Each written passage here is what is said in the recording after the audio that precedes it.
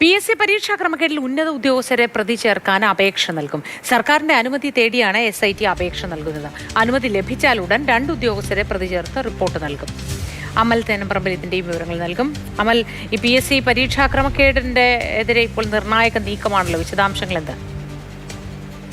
ആസൂത്രണ board chief നിയമനവുമായി ബന്ധപ്പെട്ട പരീക്ഷയിൽ വലിയ ക്രമക്കേട് നടന്നിട്ടുണ്ട് എന്നുള്ള വിവരം PSC തന്നെ സമ്മതിച്ചതാണ്. അതിൽ ആഭ്യന്തര അന്വേഷണമൊക്കെ PSC പ്രഖ്യാപിച്ചിരുന്നു. അതിനുശേഷം ഇപ്പോൾ പുറത്തുനിന്നും ആഭ്യന്തര വകുപ്പിൻ്റെ മറ്റൊരു അന്വേഷണം കൂടി നടക്കുന്നുണ്ട്. പ്രത്യേക അന്വേഷണ സംഘം ഈ വിഷയത്തിൽ ഒരുപാട് മുന്നോട്ട് പോയിരിക്കുന്നു. അതിനിടയിലാണ് 2 ഉദ്യോഗസ്ഥർ ഇതുമായി ബന്ധപ്പെട്ട്, ഈ പരീക്ഷയുമായി ബന്ധപ്പെട്ട് സാമ്പത്തിക നേട്ടമടക്കം ഉണ്ടാക്കിയിട്ടുണ്ട്, വലിയ ക്രമക്കേട് നടത്തിയിട്ടുണ്ട് എന്നുള്ള വിവരം ലഭിക്കുന്നത്. ഇവർക്കെതിരെ അഴിമതി നിരോധന നിയമപ്രകാരം അടക്കമുള്ള കുറ്റം നിലനിൽക്കും എന്നുള്ളതാണ് കണ്ടെത്തൽ. അതിൻ്റെ അടിസ്ഥാനത്തിൽ ഇപ്പോൾ കേസെടുത്ത് മുന്നോട്ട് പോകാനുള്ള തീരുമാനമുണ്ടായിരിക്കുന്നു. പക്ഷേ ഈ ഉദ്യോഗസ്ഥർക്കെതിരെ ഈ അഴിമതി നിരോധന നിയമപ്രകാരം ഉള്ള കുറ്റങ്ങൾ ചുമത്തിയിരിക്കുന്നതിനാൽ സർക്കാരിന് കൂടി അനുമതി വേണ്ടതുണ്ട് അവരെ പ്രതി ചേർക്കണമെങ്കിൽ. അതിനാൽ ആ പ്രതി ചേർക്കാനുള്ള അനുമതി സർക്കാരിൽ നിന്നും തേടുകയാണ് ഇപ്പോൾ പ്രത്യേക അന്വേഷണ സംഘം. സർക്കാരിന് അനുമതി അധികം വൈകാതെ ലഭിക്കും എന്നുള്ളതാണ് ഇപ്പോൾ മനസ്സിലാക്കുന്നത്. അങ്ങനെ വന്നാൽ 2 ഉദ്യോഗസ്ഥരെ കൂടി ഇതിൽ പ്രതി ചേർത്ത്, അല്ലെങ്കിൽ ഈ കേസിൽ പ്രതി ചേർത്ത് അവരെ കൂടി അന്വേഷണത്തിൻ്റെ ഭാഗമാക്കി മുന്നോട്ട് പോകാനുള്ള തീരുമാനമാണ്